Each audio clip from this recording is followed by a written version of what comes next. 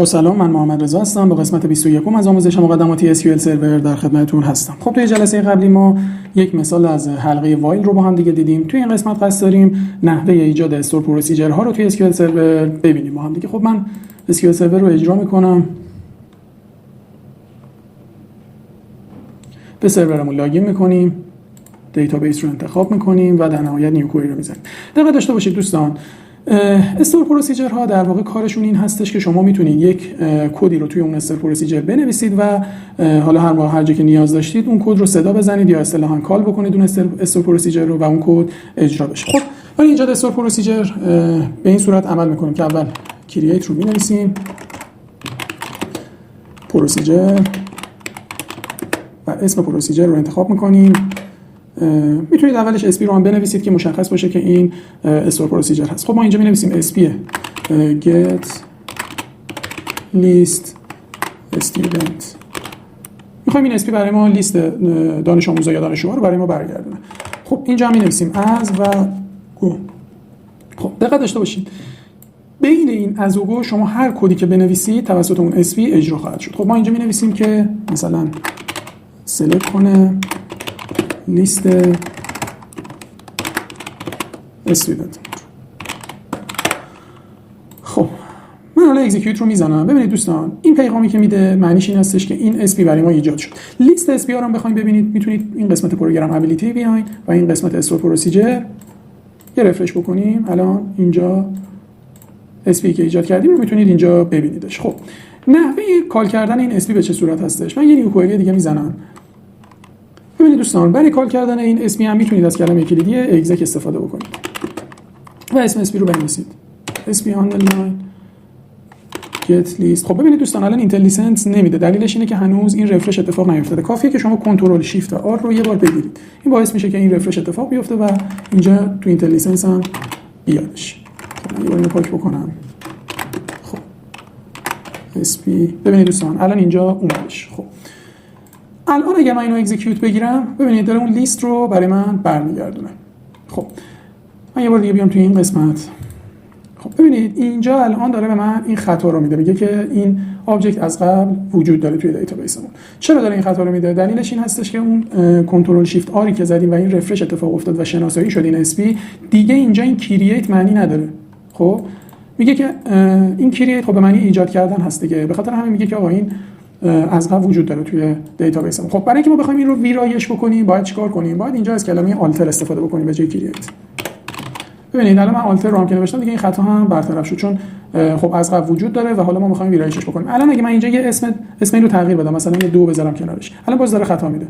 چرا؟ چون دیگه این وجود نداره که داره این خطا رو به من میده.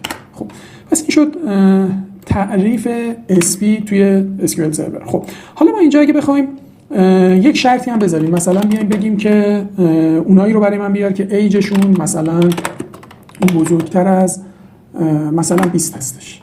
خب الان اگه اینو من اجرا بکنم این شرطی که ما اونجا گذاشتیم، البته اینو من رام بکنم، خب این شرطی که ما اونجا گذاشتیم خب اینجا اعمال میشه. درست شد دوستان؟ الان دیگه داره اونایی رو برای من میاره که بالای 20 سال هستن. خب حالا اگه من بخوام اینجا این شرط رو به صورت داینامیک اعمال بکنم، یعنی به این صورت نباشه که من اینجا دستی فیکسش بکنم، میخوام جزء پارامترهای ورودی اسپین بیارم که اینجا بهش پاس بدم و اینجا اعمال بشه. برای اینکه شما بخواید این کار رو انجام بدید فقط کافیه که در این قسمت بنویسیم که یه ادساین بذاریم و مثلا بنویسیم ایج و از و دیتا تایپش رو هم مشخص بکنیم، مثلا اینجا بذاریم اینت.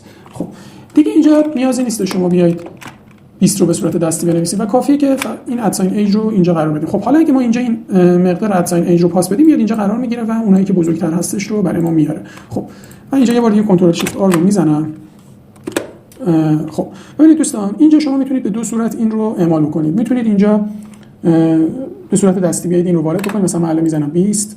خب یه بار اینجا این رو اکزیکیوت میزنیم و اینجا هم یه بار کنترل شیفت آر رو میزنیم که خطا برطرف بشه. خب ببینید الان باز دوباره داره اونایی که بالای 20 هستن رو میاره. خب من الان اینجا میزنم 30. خب ببینید الان بالای 30 داره برام میاره. خب این یه روش کال کردن هست. یه روش دیگه هم به این صورت هستش که شما میتونید پارامتر ورودی رو اسمش رو هم بنویسید، مثلا بزنید ایج. ببینید خودش اینجا داره بهتون میگه که این ایج هستش و مساویه با مثلا 30 قرار بدید. خب به این صورت هم شما میتونید این رو انجام بدید. خب کی کاربرد داره؟ زمانی که شما اینجا چندین پارامتر دارید که میخواید اون پارامترها رو اینجا پاس بدید. اگر شما این ادساین حالا اسم پارامتر رو ننویسید، خب حتما باید به ترتیب بیاید این پارامترها رو وارد بکنید. بنابراین میتونید اینجا این رو بنویسید که دیگه مشکلی هم از این بابت نباشه. خب پس این تعریف اسپی بود و نحوه کال کردن اسپی بود که گفتیم خدمتتون. البته یه نکته‌ای هم که هست، شما میتونید به جای اگزک از اگزیکیوت هم استفاده بکنید. یعنی من میتونم اینجا به جای اگزک بنویسم اگزیکیوت. این هم کار میکنه، هیچ مشکلی نداره و میتونید از این دستور هم استفاده بکنید. خب پس این شد نحوه تعریف اسپی، نحوه ویرایش اسپی رو گفتیم خدمتتون و این هم نحوه کال کردن استور پروسیجر و دیدیم که توی این لیست هم قرار میگیره. حالا اگه شما بخواید این اسپی رو پاک هم بکنید، حالا علاوه بر اینکه اینجا میتونید به صورت ویزاردی این کار رو انجام بدید، میتونید بیاید هم اینجا و دراپ هم بنویسید و دراپ پروسیجر رو بنویسید و این اسپی رو هم دراپ بکنیدش. حالا اگه بیام اینجا یه رفرش هم بزنم، ببینید که اینجا دیگه اسپیمون هم وجود نداره. خب پس این هم بحث اسپی بودش. توی جلسه بعدی سعی می‌کنیم که حالا یه مثالی هم با هم دیگه حل بکنیم و یه کاربردی از استور پروسیجر هم با هم دیگه ببینیم. خب من تا جلسه بعدی شما رو به خدای بزرگ میسپارم.